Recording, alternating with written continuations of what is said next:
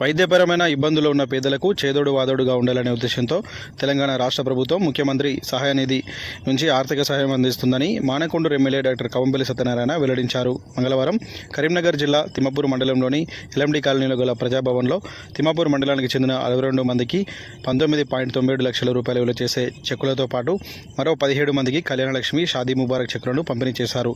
ఈ సందర్భంగా ఎమ్మెల్యే మాట్లాడుతూ ప్రజలకు మేలు చేయడం, కష్టాల్లో ఉన్న వారిని ఆదుకోవడం ప్రభుత్వ లక్ష్యమని, అందులో భాగంగానే సీఎంఆర్ఎఫ్ నుంచి సహాయాలు అందజేస్తుందని వివరించారు.